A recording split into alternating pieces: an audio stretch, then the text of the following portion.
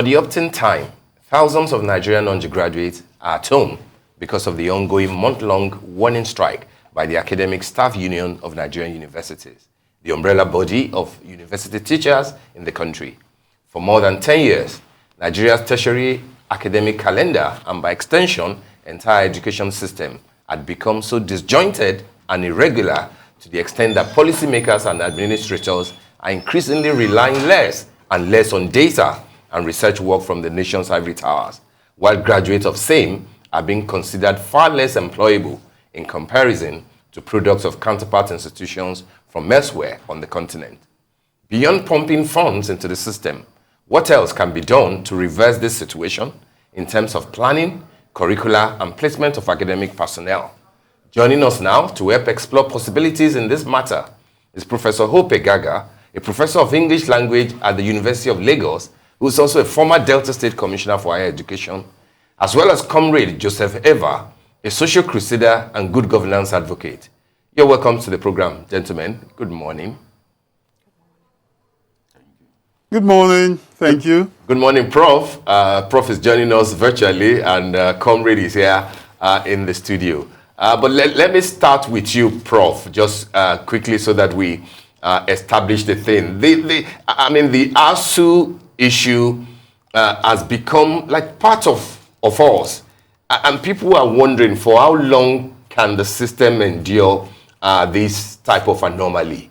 1 month warning strike, which may lead to an indefinite strike if university lecturers do not agree with government as it appears. What are your thoughts? Why are these problems so lingering? And how do you think that we can deal with the effects that is putting so many youth, so many Nigerian young ones, out of school, maybe out of job, and then open for untoward activities? What do you think is wrong, and how can it be tackled before we come to Comrade? Yes, thank you very much for having me on this program. Welcome, sir. You have asked a very wide, broad-ended question. What can be done to end the strikes in the university system? It is very simple. I can say it in 1 or 2 sentences, which is that once the government has entered into an agreement with the union or with the unions in the university system, the government should be honorable enough to respect those agreements. The government was not forced or compelled. There were representatives at all levels, from labor, from education, from finance, who were present, and seasoned civil servants when these agreements were signed. Why is it so difficult to implement them? If you want to ask me, I will respond that way. Of course, it's deeper than that. All right, Prof. Okay, we'll come back to you, Prof. Comrade, that's the context from what Prof has said. Respect agreements. But we know that sometimes government goes into these agreements and knowing that they possibly can't fulfill all of this. As a comrade, as somebody who has battled, who has, fought for good causes, are we dancing around the circles? What can be done? I know that, yes, there could be 2 sentences in terms of respect the agreements, but then beyond that, we've tried it several times, and it doesn't seem to be working. And kids are at home. Yahoo is growing. Different, societal menace, is being introduced everywhere. Are we going to keep on looking and just hoping that the situation will solve itself? No way. We have to do something, and that is why we are here. And I want to thank ASU. ASU, Nigerians are behind you, because without you, there is no university. Ghana will be laughing at us. Benin Republic will be laughing at us. So ASU, don't relent, and NAMS, continue with your peaceful demonstration, because there is no other way, and we can't fold our hand, because in the next 100 years, we are no more. What happened to our grandchildren? We have to think about it. Now that all the options you are talking about are not giving us any results, my advice here is that the General Jerusalem Committee, made up of Father Kuka and others, going to state houses and Aso Rock to sign accord, they should come into this matter. Abdul Salam is from Mina, from Niger State. His state has been taken over by bandits. We should stop deceiving ourselves. We should tell ourselves the truth. If children are at home and this insecurity is worsening, you can't go out. You can't move out. Why will these eminent personalities, religious leaders, they are not joining ASU in this matter for them to join and be part of that accord or agreement? We want this highest peacemaking organization or peace sourcing, what do we describe them? We want them to be part of this agreement in order for the agreement to survive.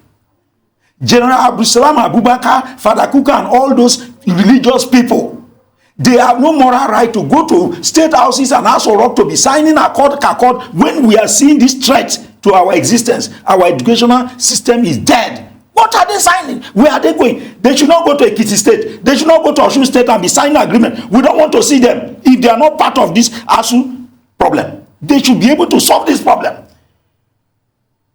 Former President Babangida cannot move freely in Mina. We should tell ourselves the truth. Bandits have taken over Mina.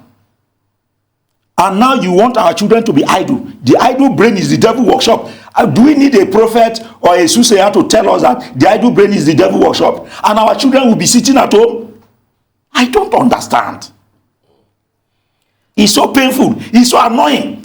And you have been writing. I know you as a senior journalist. Throughout the days we were fighting the military to push the military back to the barrack. Today, let me remember my leader, the former president of Nupeng, Waribia Gamane. The German from Bayelsa like me, he was detained with Kokori. And we, the non-indigenous, we took over the Lagos streets everywhere to fight that Agamane and Kokori should be released. They were fighting that the military should go back to the barrack. Today, democracy. Cowboys have hijacked the democracy and nothing is working. Our children are hopeless in the education sector. All the writings you have been writing, we can launch a book from all your writings in those days.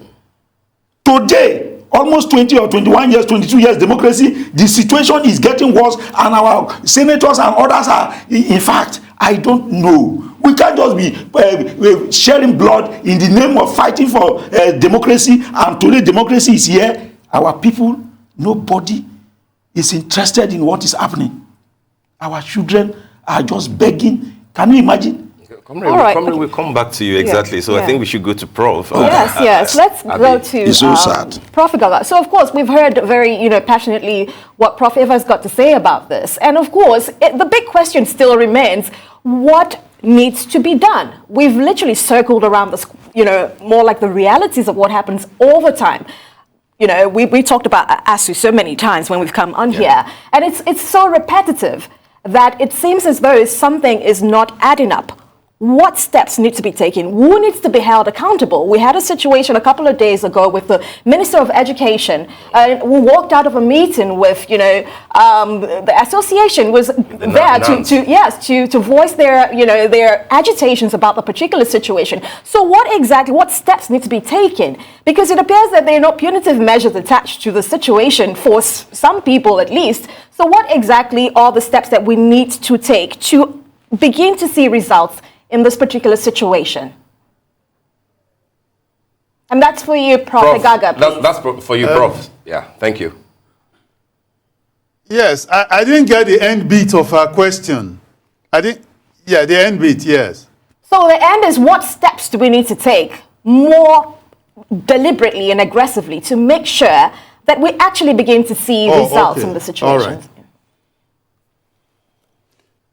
Well, I have been in the university system since 1978 when I went in as a student. And I graduated in 1982 and then remained in the system, and I've been a teacher since then. I then left, became a commissioner, and came back to the university. So you can see from 1978 till this time, I have been in the university system. Now, when ASU goes on strike and then says, look, inadequate funding, that is an issue. The universities are not properly funded. And then we are angry. We are not happy with government. We are saying you have 10 universities, you have 20 universities, you can't fund them properly.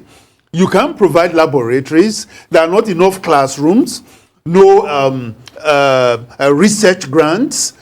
You don't pay your teachers well, yet you keep on establishing more universities.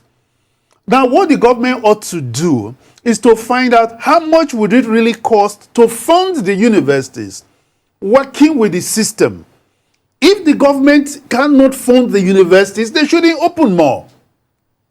Take, for instance, by 1992, when ASU went on strike, that's the 6-month strike, the average salary in the university system was 900 naira for a lecturer at that time. Of course, it was a popular strike. Have you asked yourself, why is it that the ASU strikes are very popular with lecturers across the country?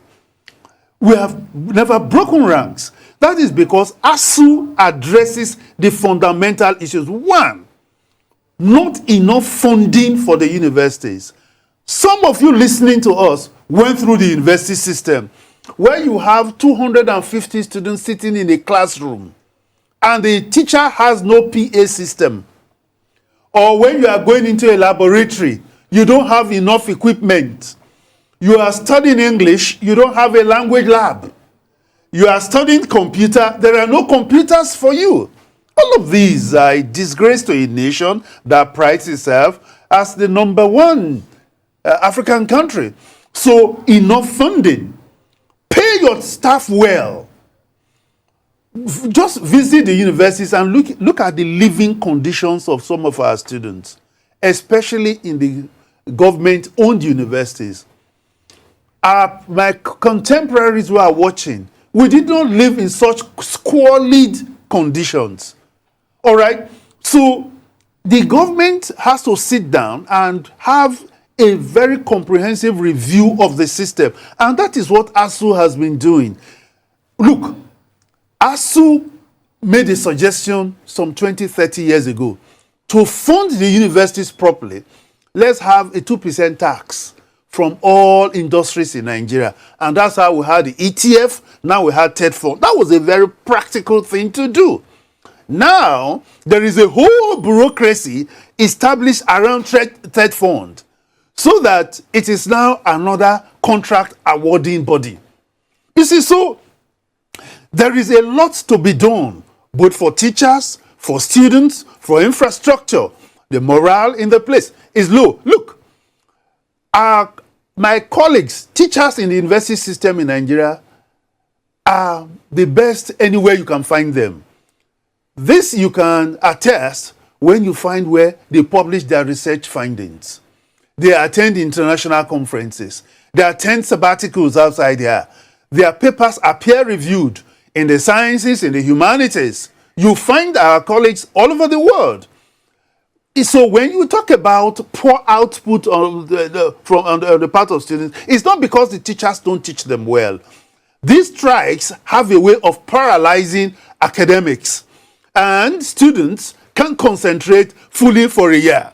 When they are in school for 1 month or 2 months, and then they go on strike. And then there's a 6-month strike, they come back, and we begin to rush the semester, rush the session. Sometimes we run 2 semesters at the same time, or 2 different academic sessions. All of these have bad effects, deleterious effects on students. So we must try as much as we can to avoid the strikes. Government should listen to ASU. These are patriotic academics who want the best for the Nigerian educational system. Prof, I'd like to quickly ask a follow-up question before we come to Comrade.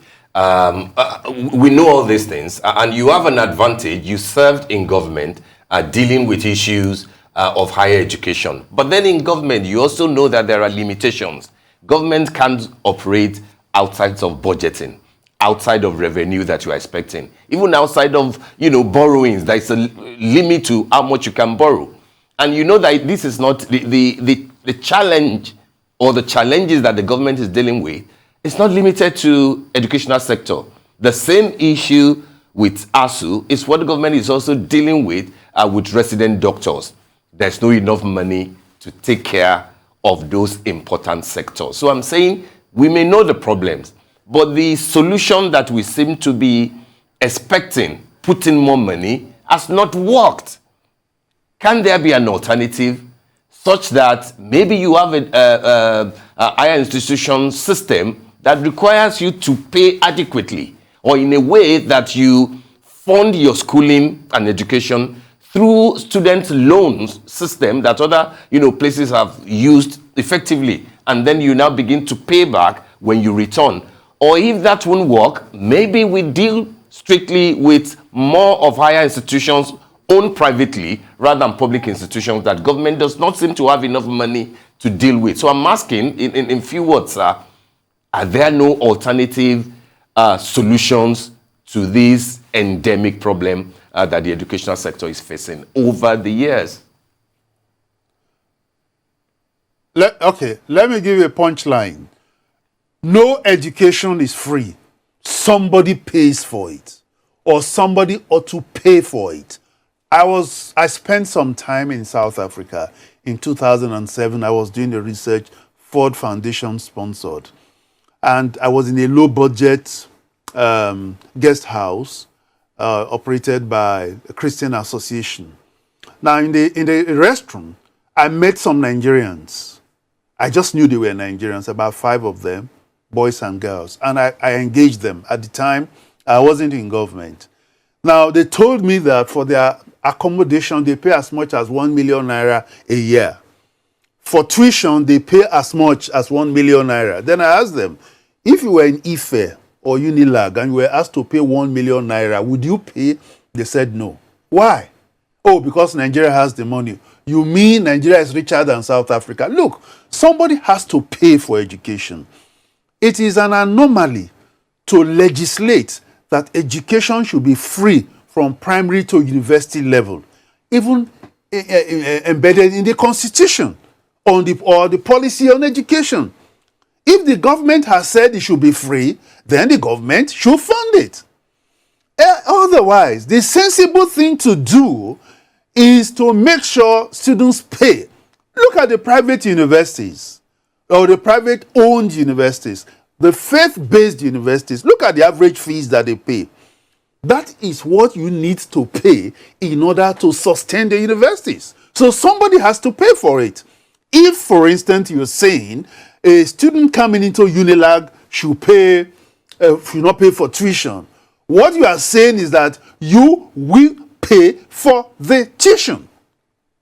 Now, if you cannot provide the money, you have made that suggestion already. It is a suggestion the government is running away from because of the largesse, because of the excesses we find in the system. It is incongruous. It will be incongruous to ask the average Nigerian boy, poor girl, poor boy from poor parents, who to come into the university and pay so much when they see what is happening in the National Assembly. Yes, we know that we are short of funds. We do know, but we know that there is wastage in most sectors of the economy. So to come back to funding the universities, look, for me, one of the ways to go, one of the options is to set up a bank, education bank, fund it. Anyone who is going into the university and cannot afford it can take a loan. You take a loan and pay, and the universities will charge the fees, and they will use the fees to run the university system well. There are some people who are opposed to it. They say, oh, how about graduating and you can't find a job? How can you repay the fees? Look, that is a way of even improving the economy. The system itself will ensure that you get a job because they know that except you pay, that bank will not survive. So it may be an unpopular thing, but these tertiary institutions, it is not by saying, oh, government throw $1 billion, oh, 1 billion naira. You have to create a mechanism that will be self-sustaining over the years because there are challenges. So somebody has to pay. At the state level, students pay for tuition. State universities, they pay. Well, it is when we come to the federal universities that we say it should be free. Meanwhile, these are students who some of them have attended primary schools, secondary schools, where they paid a lot. All right, Prophet Gaga, we're going to If bring we're in Comrade an Eva economy in where on parents this are point. not empowered and so they can't pay what we want them to pay, let us make the facilities available so that students can pay. And that can be in form of soft loans, overdrafts. And when they graduate, pay them living wages so that they can survive, they can pay their fees, they can live well, and the economy moves. Yeah, Prophet Gaga, we have to. Yes, you made it very crystal clear, sir. I want to, expand this conversation. We've been talking about, cost and tuition and things like that. But the real issue is not paying, because we also know at private universities, people will pay for it if they know what the Nigerians have not underestimated the importance of education, and quality education is really the conversation around. That's why Nigerians would have absolutely no problem paying tuition to send the children to the States, to the UK, to South Africa, and what have you. The question here is, what facilities are on ground? Do we have the right infrastructure? You spoke about computer science students not even having computers in their institutions. That already is. That is laughable. So, question here, Comrade Eva, is are you optimistic about the future of Nigeria's educational system? Can we get all of this bottlenecks? Can we get them fixed? Do you see that happening? Yes, because again, it depends on the managers. With this crisis, we are hearing of government officials working out on students. And that was why during the Constitutional Review Amendment Committee, the Job Monitoring Group, we sent a proposal to the Constitutional Review Committee that any Nigerian, whether elected, you are seeking for position through election or appointment, we want anybody in Nigeria seeking for a position, everybody should surrender a psychiatric test. You cannot, without a psychiatric test, if you do not present a psychiatric test certificate, INEC should not allow such type of people to contest election. If we have been doing that in Nigeria, the type of people that we manage our situation, because the human beings that are going to manage our situation means a lot. If we have been using that as condition for appointment of politicians or anybody, and we are using that as part of our appointment for elective positions, many people that are in position today, they are not qualified. How can you imagine somebody, elderly man, will work out on children? Where is this man from? Who is this man? Where is this man from? People should check the person. Could it also be, Comrade, could it be about the approach and the method of the National Association of Nigerian Students? Must we always be combative when we are engaging with government? Must we also use situations that are not totally true? To say that, oh, your own kids are abroad, whereas the person they were referring to was not the Honorable Minister. I do not support what the minister did. I don't think that it was proper. Okay. But then can't we engage in the more civilized? The children went there. The children, you saw it, your TV showed it. The children never went there to say they want to exchange blow with anybody. They went there peacefully. Baba, even when the president was talking, he was bowing down. That is African culture. African children of this generation, they are ready to learn. It is the elders, the older generation that is frustrating them. Anytime they talk, referring to this, the president of NAVS bow his head. That is African child. When we push them to the world, even before they get into that place, do you know how many people that must have boxed them? If you know what happened in the 90s, when someone arrested them, they are president of UNILAG. Can that happen? These children they are so humble. They were talking to him. He stood up. It is against African culture. But very quickly, Comrade, it's unacceptable. What are your thoughts on? He should apologize to the children. Tell him you are a journalist. You are a senior journalist. I agree with you. You have suffered in the name of bringing this democracy. You are a father. Apologize to your children. You walk out on them that you don't want to hear them. They are at home for the past 2 weeks. You're right. No education. They are frustrated. You are still working out on them because you have mobile police around you. What do you think of Professor Egaga's suggestion about a bank, education bank, and the loan system to fund, you know, maybe as a stopgap to fund what is lacking. Professor Ogaga has given us the idea of what ASU stated to survive the university system. Now they came with, is it top fund? There is a title, and now they are using it for contracts. He said it. So everything still go back to the people who are managing these things that are not sincere. They are not sincere. For example, look at this, the same minister. In 2020, he told us that Nigeria is not ready for WAEC. The current Minister of Education. He told us that Nigeria is not ready for WAEC. I was in this studio. That when WAEC said 2020, the COVID-19 situation is not affecting children. Therefore, there will be WAEC examination. This current minister said there will be no WAEC. It was the Commissioner for Education, Lagos State, Ondo State, Oyo State, Osun State, Ogun State, that combined and said, Southwest will ride WAEC. The whole Northern Commissioners of Education, they met with this minister and said, we are not writing WAEC. The Southwest Commissioners of Education told them, if you want to stay behind, stay behind. We are moving forward. We are all our children. Right. We are from the Southwest. We are all our children. Comrade and later, this minister now said, we are going to ride WAEC. The same minister. Right. Comrade Eva, what's your outlook for the future? And if it's a positive one, how do we get there? Of the educational system. The professor has come up with the idea.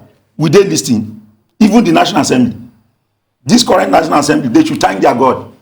If not, the women who demonstrated about we want more women in the National Assembly, they are supposed to turn that to why should our children sit at home? If they have used that one into that National Assembly, the National Assembly should thank their God that people like Fumilayo Ransom Kuti is not of this generation, or Queen Amina of Zaria. If those women are part of this generation, they will invade that National Assembly with cane and say, why should our children sit down at home and you people are drinking champagne here?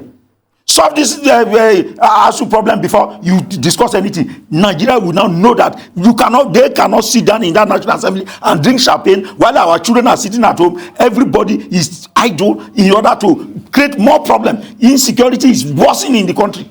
And they are sitting there in the National Assembly. All right, Prof, just one last question, if you can answer in about 30 seconds, I really appreciate. Now that the bill that sought to stop government officials from sending their kids and their wards abroad for education has been defeated, what does this say to you about the National Assembly? What does this say to you about the sincerity of purpose that we need from government to tackle this issue once and for all? Professor Gagasa. Well, I didn't expect the National Assembly. I didn't believe that they would pass that bill because they will be shooting themselves, So, but it goes beyond that. Whether they send their children abroad or not, they shouldn't.